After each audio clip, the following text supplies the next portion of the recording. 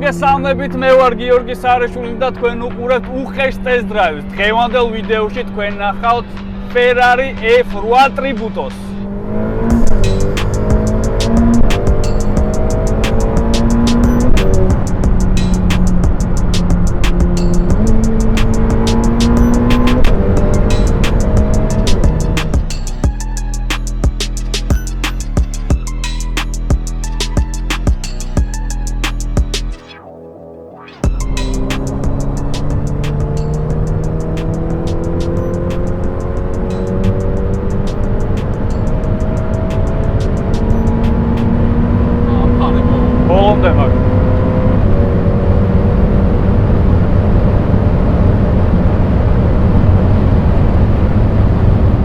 Არასტანდარტულად ვიწყებ ჩვენ ტესტ დრაივს, იმიტომ რომ არ შემეძლო პირველივე შესაძლებლობის დროს რო არ ჩამეჭირა ამ მანქანისთვის.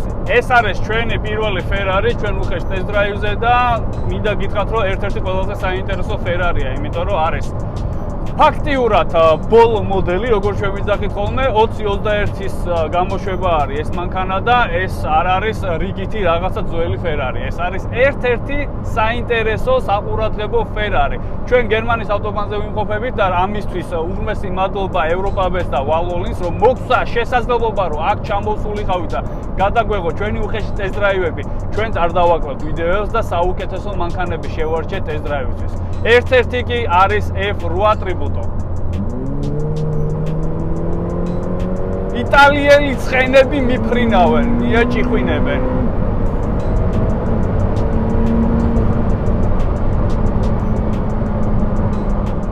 გაგვაფრთხილეს ზამთრის საბურავებზე გადავედითო და ზამთრის საბურავები აყენია და ბოლომდე ხა მაინც ამასებით მოვივლიო, თუმცა ეგ პირობა დავარღვიე. თავარია რამეზე არ ავცურდეთ თორე დანარჩენზე ჩვენებურად მივხედავთ. პირველი მინდა ემოციებზე გესაუბროთ, იმიტომ რომ აი ჩავჯექი თუ არა მანქანაში წამოვედი და ეგრევე ჩავაჭერ. პირველი ემოცია მინდოდა თქვენთვის გამეზიარებინა და რა თქმა უნდა თავისებური ემოციები მოაქვს ამ მანქანას. პირველი იქიდან დავიწყებ, რომ ძრავი კეფაზე გვადეს. აი აქ გვადეს 8 ცილინდრი გვადეს კეფაზე, თავისი 2 ტურბოთი. ეგრევე რეის მოუჩი გადავრთეთ. მე რო გავჩერდებით ყველაფერს აგიხსნით. ამ მანქანას ყველაფერი აქვს საჭეზე. ანუ Formula 1 სტილის საჭი აქვს. ეს ღილაკები არის, ესენი არის მაგალითად მაჩვენებლები, სიმსიმები, ჩვენი მიაჭერდა მარჯვნივ გაყვება, როცა გვინდა პავაროტნის ასაც ვეძახით და ამ ყველაფერს დეტალურად მოგიყვებით, როდესაც ჩვენ გავჩერდებით, მაგრამ ეხლა მინდა ემოციებზე გესაუბროთ. პირველი შეგრძნება რაც მივიღე ის არის, რომ პირდაპირ ტრაკით ასვალზე ვზივარ, აი გონია რომ ეხა ტრაკი გამიწვდება და რო გადმოვა ავტომობილიდან ჯინსი გამოგლეჯილი მექნება და ჩემი ფიტკინა დუნდულაკები გამომიჩნდება. მეორე სავარძელი არის მორგებული იდეალურად, ძალიან კარგი სპორტული სავარძელია, საჭე, მე და ავტომობილი ვარ. ხედვის არეალი უზარმაზარი მაქვს, კი არის დაბალი მანქანა გარედან რო უყურებ, აი მიწაზეა გათხრაშილი, მაგრამ საჭესთან რო ვზივარ, ყველაფერს ხედავ იდეალურად. რო გითხრათ რომ ყველაფერი კარგად ჩანს თქო, უკანა მხარეს მოგატყუებთ, მაგრამ ამ მანქანით ალბათ სუცი უნდა იყურო. ძალიან ხისტი არ მომეჩვენა ეს მანქანა, მინდა გითხრათ, აი შეშასავით, ტაფასავით არ დადის, თუმცა ნუ სპორტულობიდან გამომდინარე ხისტი რა თქმა უნდა არის. ერთით მივადგათ კიდე მაინც პროფილაქტიკის მიზნით.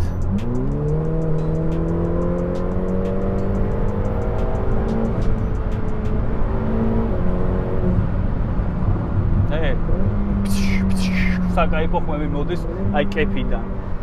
Downshift-ზე კარგად გიღმუის downshift-ზე. მაგრამ იმას თუ ელოდებით რომ 8 ცილინდრიანი გუგუნი ამერიკული ხმა ექნება, არა, ეს ძრავები სხვანაირად მუშაობს, სხვა ინჟინერია გამოყენებული და ნუ ეს კალენვალი სხვანაირი აქვს და სპორტული ხმა უფრო აქვს ვიდრე ბოხბოხა მასალქარის. ნუ ეს ისიც რო არ გითხრათ და გესმით კიდევაც რომ ეგეთი ღრიალის ხმა ამ მანქანიდან არ გამოდის. ეს ავტომობილი არის ფაქტიურად გაგრძელება 488 მოდელის პისტასი და ნუ უკვე F8 მოდელი ჩვენი Tributo არის შემდეგი თაობა პირდაპირ ვთქვა. ბევრი რაღაცები ვიზუალურად რა თქმა უნდა შეცვლილია, თუმცა ყველა ავტო მოყვარული, ვისაც შეხება აქვს Ferrari-თან, იძახის რომ ძალიან გავს პისტასო. მე ვერ მოგატყუებთ, იცით რომ არ გადაგვიგია ბევრი Ferrari და არ მიტარები, ამიტომ პირდაპირ და მხოლოდ ამ ავტომობილზე ვისაუბრებ თუ რა ემოციებს მომანიჭებს. ეხლა მანუალით მინდა გადავრთო სიჩქარეები, ეს Ferrari სტილია რომ ერთად გას იყოს დაფიქსირებული.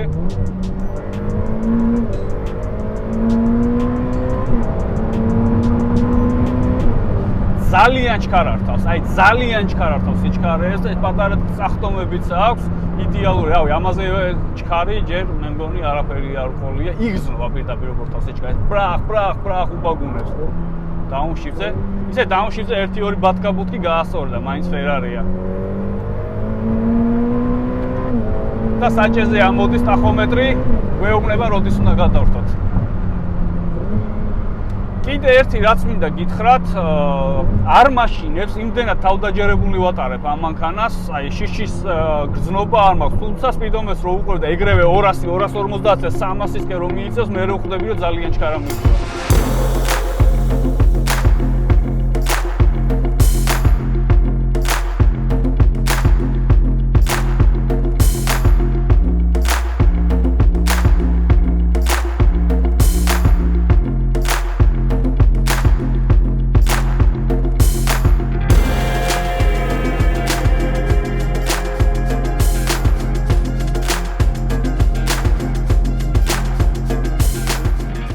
ფრანკფურტში შემოვედით GPS-ით დავბოდიალოთ ქართველები ფერარით, ვცდილობთ რომ კარგი ლოკაცია შევარჩიოთ, რომ გავაჩეროთ, ვიზუალურად დავათვალიეროთ ეს მანქანა და რა თქმა უნდა ინტერიერზეც რომ ვისაუბროთ.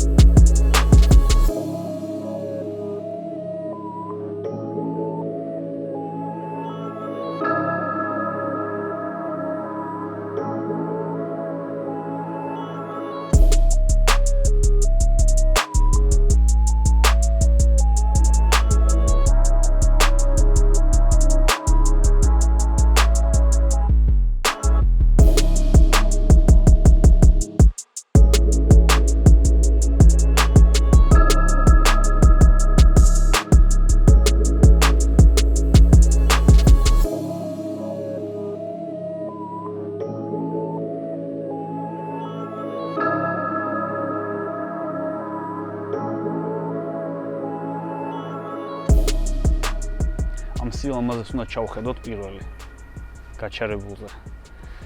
ეს არის 8 ცილინდრიანი twin turbo ძრავა, რომელიც არის 3.9 ლიტრის მოსულობის, გამოიმუშავებს 710 ცხენის ძალს და 770 ნიუტონ-მეტრს. ძალიან მაგარი ციფრებია და ავტომობილიც ძალიან ჩატია. 7 სიჩქარიანი ავტომატური გადაცემათა კოლოფი ძალიან კარგად მუშაობს, გზაში მანუალითაც ვატარებ, ჩემი თავდის სიჩქარეს და იდეალურად მუშაობს და ეჭვიც ამაშიც არავის არ ეპარებოდა და ყველაზე მთავარი რაც არის, ეს არის ნამდვილი სპორტული ავტომობილი, რომელსაც აქვს ძრავი უკან. ნუ იდეაში mid-engine-ები არის, შუა ძრავი, რასაც ქვია, mid-engine-ია ესეც და ნუ ხმას უკნიდან მოდის ეს გუგუნის. გუგუნის ნაკლებად უფრო სპორტული ავტომობილის ხმა მოდის, მაგრამ 8000 ბრუნს რო გადაარტყავ, მაშინ მოდის ნამდვილი იტალიელი ცხენების ხმა.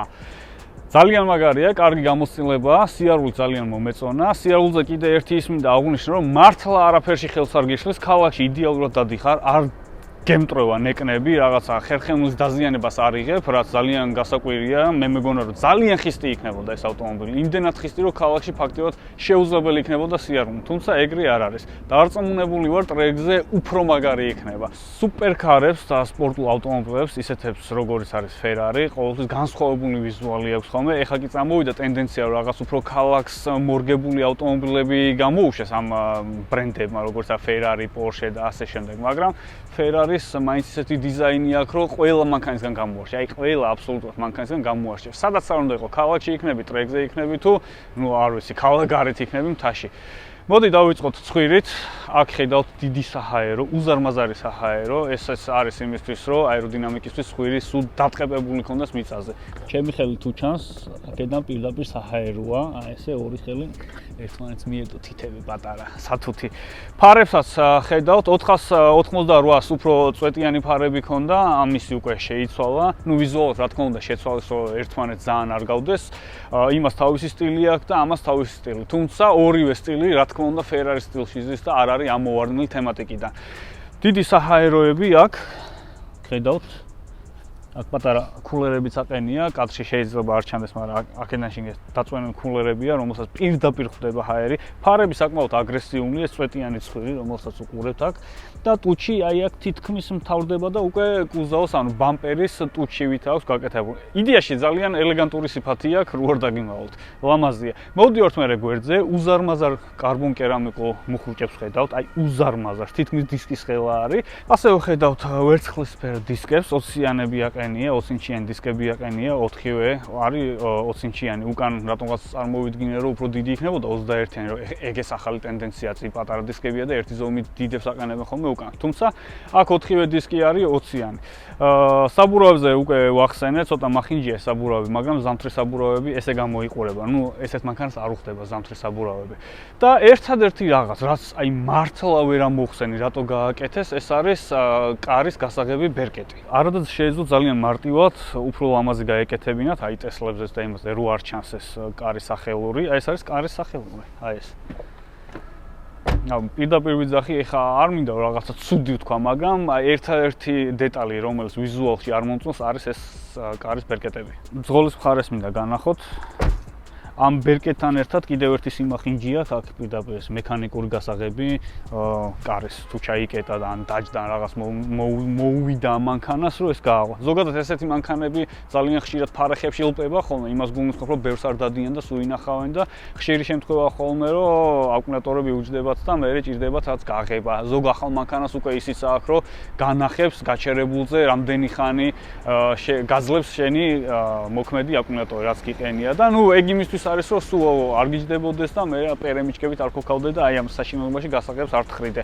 ნუ ბერკეტს რაც შეეხება რუჩკას, რასაც ვიძახით ჩვენ სახელურს, აი ამ პატარას, ორი თითით რო ვაღებთ, აშკარად კი გარეთ არის დამახინჯია, მაგრამ დარწმუნებული ვარ, ამასაც ისეთი ფორმა აქვს, რომ ჰაერს აგზავნის პირდაპირ საჰაეროში. აქედან ორი საჰაერო აქვს უკანა მხარეს, ანუ ტრაკისკენ აქ ორი საჰაერო, რომ ძრავი გააგრილოს და ჰაერიც მიიღოს. ნუ აქედან შედის და უკვე ჰაერს თვითონ ანაწილებს, დარწმუნებულმა ინჟინერებმა ორივე ვარიანტი გამოიყენეს ესე, როგორც საჭირო არის. გამოიყენეს გულისხმობ, რომ ჰაერსაც აქედან იღებს და თან გაგრილებასაც ეხმარება. თვითონ ძრავის ხუბზეც მინდა ვისაუბრო, აქ ხედავთ ჭრილები აქვს, კი, ეს ჭრილები, ეს არის პლასმასის და ალბათ კითხვას დასვათ, რომ ალბათ წყალი ჩადისო წვიმის დროს. კი, წყალი ჩადის წვიმის დროს, ნამდვილად ჩადის.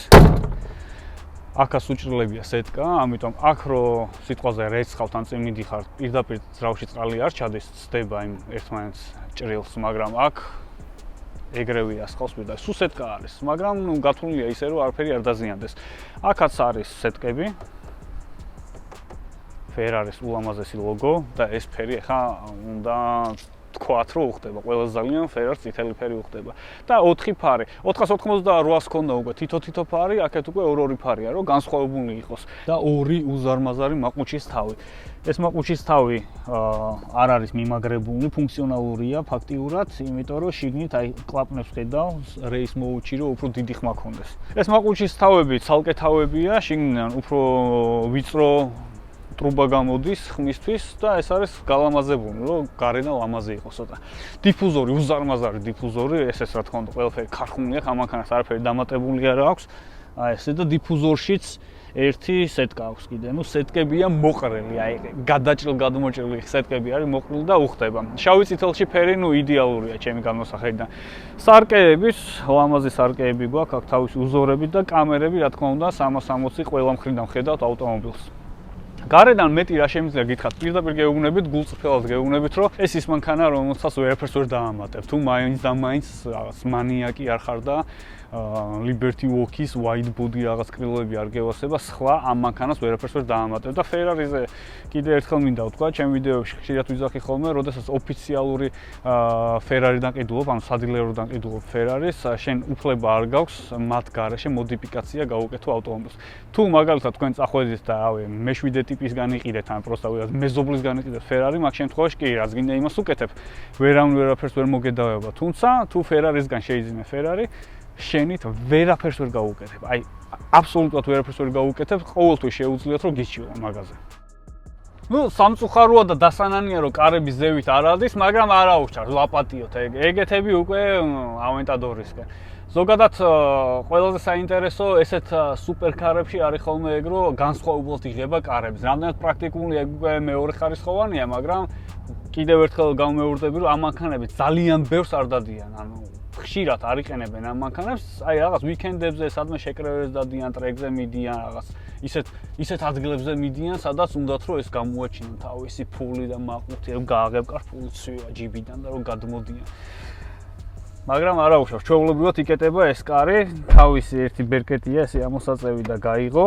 მეორე მხარეს უკვე გააფუჭეს, არ იღება, გარედან ვაღებთ მარჯვენა მხარეს, არ და მანქანა სულ ახალია, არ ვიცი რა მოგლიჯეს თუ ვიღაცა გაზაობის დროს ჩაიჯვა და მაგ რუჩკას ეჯაჯგურებოდა რომ გადასულიყო. გავახებ ვიყო ჩავხტები იძახდა ვიღაცა, შეიძლება მაგიტო გაფუჭდა, იმიტომ რომ რეალურად მანქანა სულ ახალია. გავუყვეთ ახლა სალონში, სადაც ხედავთ ყველაფერს შავს, არის ტყავი და ალკანტარა. აი ყველა დეტალი არის ტყავში და ალკანტარაში. მით უმეტეს ეს კონკრეტულად ეს ავტომობილი არის კარგი ნავარო, ჩემი ცოტა მეტია გადახდილი, იმიტომ რომ აქეთ ერთი მონიტორი გვაქვს კიდე, რომელიც ყველა სტანდარტულად არ მოყვება. მაგ მონიტორს დაუბრუნდები ისე. მინდა მიაქცევთ ყურადღებას სავარძლებს. ულამაზეს კარბონის სავარძელს, სადაც რა თქმა უნდა ორ ფერშია გაწყობილი, ეს არის ტყავი და ალკანტარა. რთულია ამ მანქანაზე, ალბათ არ დაიჯერეთ რო ვიძახი, მაგრამ სასიარულოდ ქალაქში, აი საერთოდ არანაირი დისკომფორტი არ მქონია. არც სიხისტის, არც მაგალითად ადგილის არ ქონის, არც რაღაც ხედვის არეალში პრობლემა არ მქონია და არაფერში საერთოდ.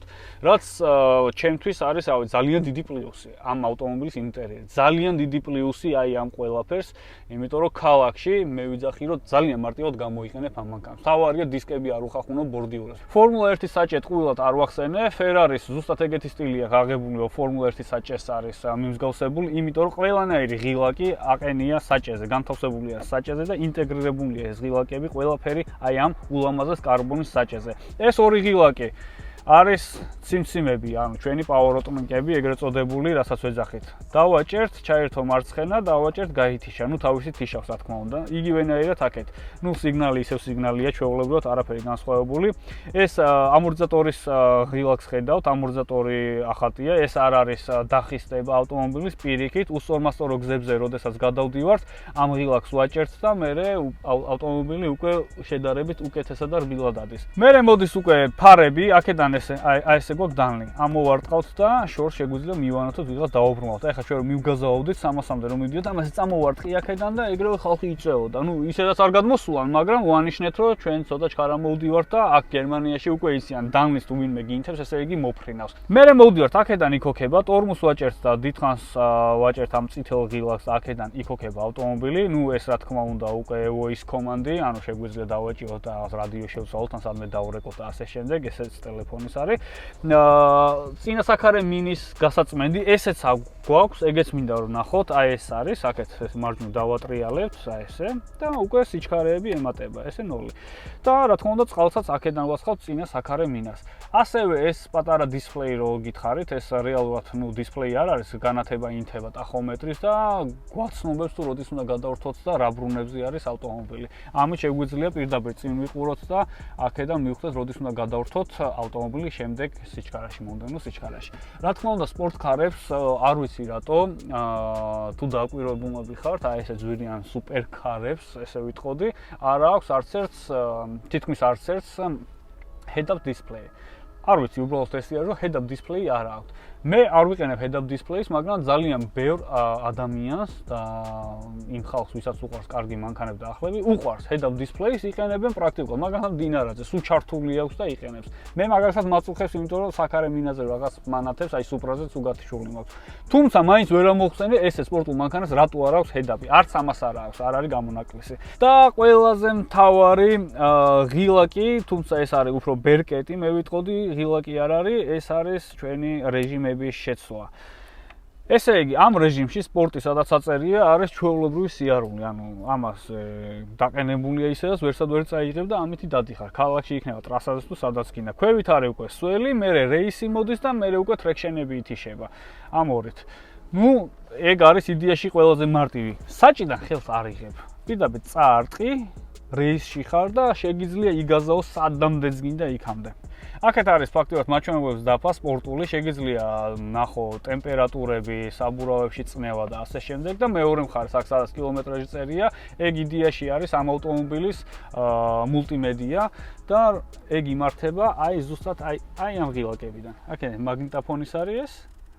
აქედან home, უკან გამოსვლა და ეს მე პლეილისტები იქ მუსიკებში შევდივართ და ესეც ამებით მართავთ აი ამ მონიტორს. მარჯვენა მხარეს თქვენი მგზავრი ვინ ზის, იმისთვის არ არის არაფერი ამ მანქანაში. ერთადერთი ეს მონიტორი აქვს, უბრალოდ თავისის უნდა იჯდეს ჩუმად, მიჯმული და უნდა ხედავდეს რა კილომეტრით მოკვდება, როდესაც დავემტვრევით.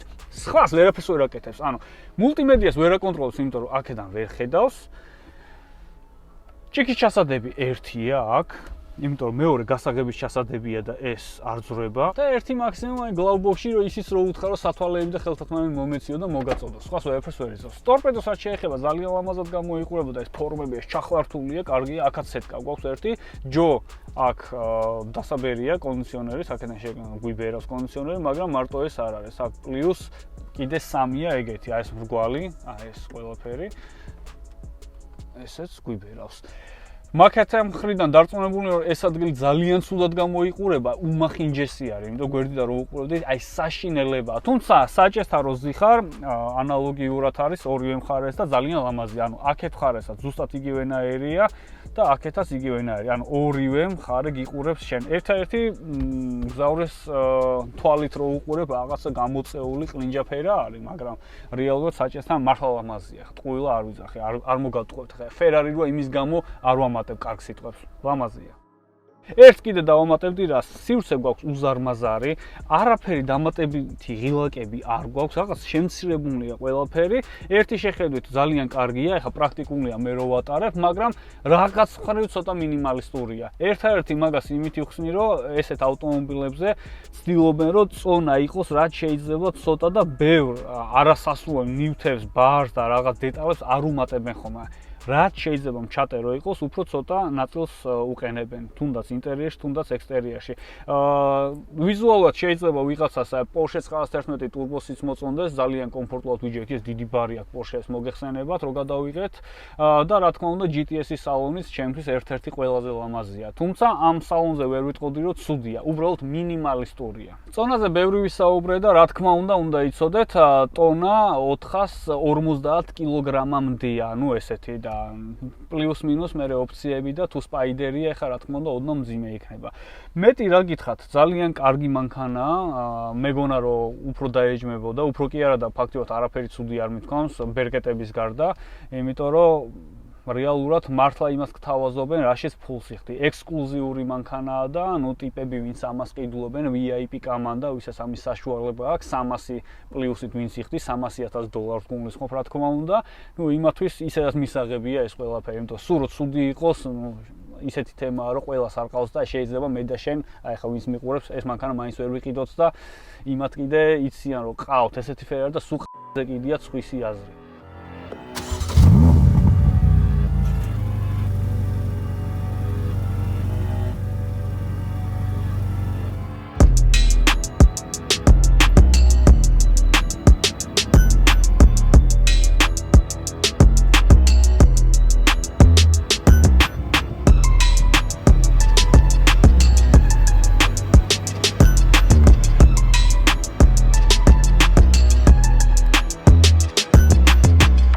ამ ბარზე არ გითხარით ეს ღილაკები თუ რისია, ანუ ეს ღილაკი ამას არ აქვს ეგიცით რისთვისაც არის. ეს ორი ღილაკი არის, რა თქმა უნდა, შუშების, მერე ლანჩი, ანუ ლანჩ კონტროლი ამ ავტომობილის, ავტო ნიშნავს, ანუ ავტომატურად რო რთავ, აქ დააჭერდა უკვე მანუალში გადადის, მაგრამ იგივე შეგიძლია გააკეთო უბრალოდ ეს შიფტერი რო წამოვარტყა რომელიმეს.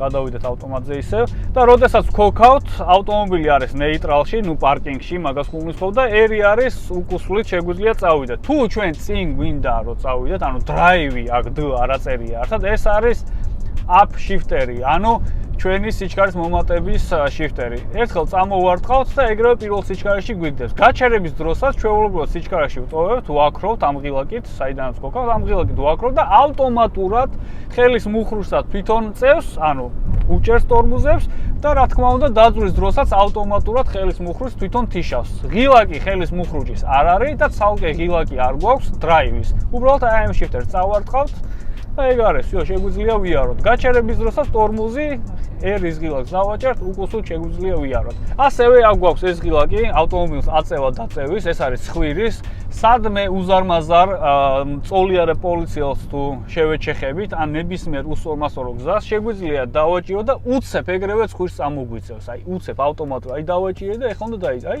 უკვე გზნობ, ხედავ? ოპა, წამოწია ცხვირი, გადავედით. დავაჭირეთ, ჩამოწია ისევ. გვერდითა სარკეებში რო ვიყურებით, პირდაპირ საჰაეროებს ხედავთ, ძრავის საჰაეროებს, რომელიც გარედან განახეთ.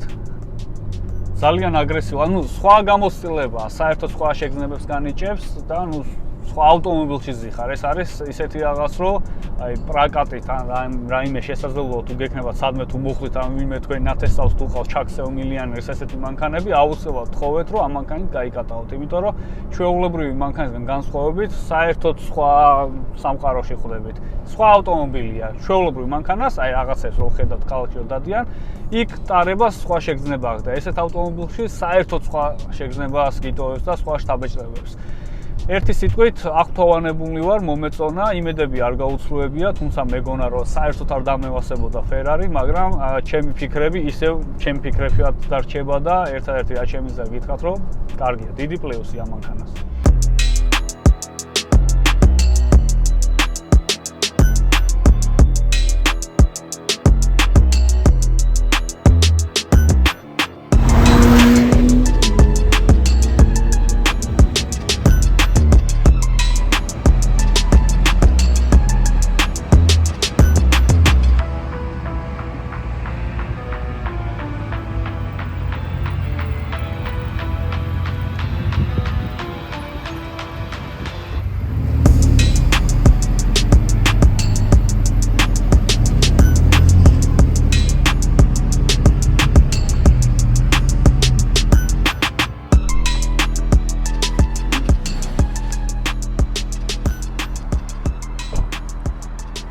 გადმოვედით ბოლოსკენ, ავტომობილის ტესტ დრაივი უკვე დასასრულს უახლოვდება და ეხლა მოგიყვებით ჩემ ემოციებს, რა მომეწონა და რა დამაკლდა Ferrari-ში. კი, არ მოგესმათ, რა არ მომეწონა Ferrari-ში, მაგასაც გეტყვით.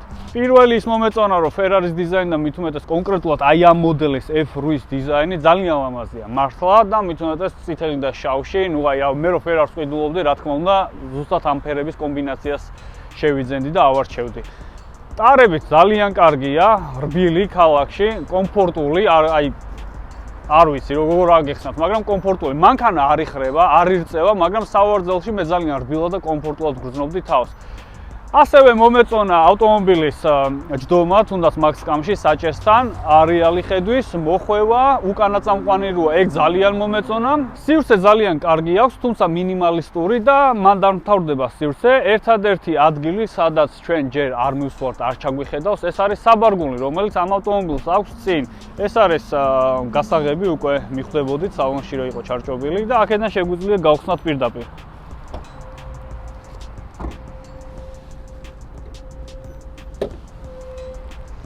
აი, ესე გამოიყურება მდიდრული საბარგული. ასევე თქვენ ხედავთ აი ამას. ეს არის რეალურად ამ ავტომობილის კომპლექტაცია. აქ წერია ყველაფერი, რაც გააჩნია ამ მანქანას. ეს გვიმარტივებს იმას, როდესაც ჩვენ ვიძახთ, აი 300.000 იმას გადახდილი, შეგიძლია მოიყვანო შენი მეგობრები, რა თქმა უნდა, ესეთ მანქანას ვიწყებაზე, აი გონიათ, რომ სამყაროს მბრძანებლები არიან მაგაზე გადავალ კიდე. შეგიძლიათ წააკითხოთ, რამეს რო გეტყვი, არა ძმაო, მაგდენი არ დაჯდა და რაღაც, აი დაჯდა კი არა, სახით შეგიძლია შეახეთქო ეგ. რამდენიც გადაიხადე, ყველაფერი წერია, ფიჩკები ჩაუსო ხოლმე. მოდი, ქებადიდებას ტრაკის ლოკვას შევეშვათ ფერარის და ეხა გადავიდეთ პირდაპირ იმაზე, თუ რა არ მომეწონა და საბოლოოდ რაღაც ცოტა პოტენციურ მყიდველებსაც შევეხოთ. არ მომეწონა ის, რომ რეალურად 710 ცხენის ძალა აქვს და უგრძნობდი თითქოს 450 იქონდა მაქსიმუმ, ოღონდ მართლა. რეალურად ესეთ ავტომობილებს ვინც ყიდულობს კომპლექტაციის მიხედვით იღებენ ხოლმე 4-ვე წამყვანს, თუმცა ესენი მარტო უკანა წამყვანებია. ყოველ შემთხვევაში ჯერჯერობით უკანა წამყვანებია. ლამბოს რო დაუბრუნდეთ, ლამბოებში შეგვიძლია ავიღოთ, როდესაც ყიდულობთ უკანა წამყვანი იყოს, ან 4-ვე წამყვანი. ამ შემთხვევაში უკანა წამყვანია და ბევრი ალბათ რამეს მიეჟღუნდება დარწმუნებული ვარ. მარტო ეგ თუ შეგაშინებს, ისიც ფიქრების, თო რეალურად ძალიან მაგრად დგას გზაზე. 0-დან 100-მდე უწერია 3, ნუ პლუს მინუს რა თქმა უნდა, 3 წამი, რაც საკმაოდ შტამბეჭდავია უკანა წამყვანი ავტომობილისთვის. 3 რაღაცა არის, რაც ყველა ძალიან არ მომეწონა. ერთი უკვე ავხსენი, რომ ეს ხმა შემომაკლდა, აი მართლა შემომაკლდა ეგ ხმა, იმიტომ რომ უფრო მძაფრი ხმა მინდა, აი უფრო აი 8000-ზე რო გადაარტყავ, კი, მოდის ხმა, რა თქმა უნდა, სპორტული მანქანა, მაგრამ უფრო მეტი მინდა რომ მოდიოდეს. ასევე ეგ შიში, ეგ ვერ განვიცადე რომ ავტომობილი მაშინებს და აი ჩვენი M6-თან რო გადმოუჯექი, ვა, ეს რა არის და რაღაც ვერ ვთქვი. ამიტომ ეგეც არ მომეწონა და მესამე რაც არ მომეწონა, ეს არის მონიტორი, რომ შუაში არ არის ბართან ახლოს, იმიტომ რომ ჩვენი დისპლეი, რომელიც არის მთავარი მათ ჩვენს ტახომეტრის გვერდით, მან რო უკუსლის კამერა ირთვება, რეალურად ვერ იყენებს ეს ერთ, იმიტომ რომ საჭერს უატრიალებ, რომ დააპარკინგო, თან უკან ვერ გაიხედები, აქედან ბევრი არაფერი არ ჩანს. მაგ მონიტორში ვერაფერს ვერ ხედავ, უკუსლით როდესაც მიდიხარ და ნუ ესეც დისკომფორტია გვერდზე მგზავრისთვის და მაინც პატარა მონიტორი გამა. ეხლა შუაში გაცილებით დიდი მონიტორის ინტეგრაცია შეიძლებოდა, მაგრამ მაგაზე ალბათ ბევრი მეტყვით, რომ ესენი ცდილობენ რომ იყოს პატარა მჩატე და ასე შემდეგ, მაგრამ ერთი მონიტორი ამ მანქანას ვერ დაამძიმებდა. სხვა დანარჩენს რა გითხრათ, გემოვნების ამბავია მთლიანობაში, ძალიან მაგარი მანქანაა, არ ვმალავ, ეხლა ძალით არ მინდა რაღაცას მივაჯვა, არ ვმალავ, ძალიან მაგარი მანქანაა, თუმცა აეგენი დამაკლდა. რაც შეეხება პოტენციურ მყიდველებს, პოტენციური მყიდველები საქართველოში რა თქმა უნდა ნაკლებია ფერარის, ხო, სულ რამოდენიმე ფერარი დადის და მე მგონი ესეთიც ახლა შემოვიდა საქართველოს სურათები შემხვდა რამოდენიმე. ქართულ პოტენციურ მყიდველებს მოდი თავი გავანებოთ, გადავიდეთ ზოგადად მსოფლიო მასშტაბით, აი ფერარს ვიყიდულობთ, ხო? ფერარი როგორც ყოველთვის ვიძახავ ყველა ვიდეოში, არის ლეგენდარული ბრენდი, ამტო წარმოებელი, რომელსაც ძალიან დიდი ისტორია გააჩნია და ზუსტად ეგ ისტორია იყიდება ეხა მილიონებად. ამიტომ ყველა ცდილობს, რომ ფერარი ყავდეს როგორც საიმიჯო მანქანა. რეალურად ამ მანქანის ბევრი არ დაგაზაოს, ეხლა რომ წარმოგვე ფერარი მყავდეს და ამას უზავდი, აი E36-ი ტრაქში არავინ არ გამოისვას ამ ფერარს. ყველას უნდა რომ ყავდეს საიმიჯო და 1000-ში ერთხელ გაიარო, გააკატავდე, შემოკატავდე, რაღაცა დაატოლო ვიღაცას, რა წარმატებული ტიპი ხარ, უანახო ვიღაცას, რომ შეაშურო და ასე შემდეგ. დამთავრდა ფერარის აი დამორჩა, всё, მორჩა.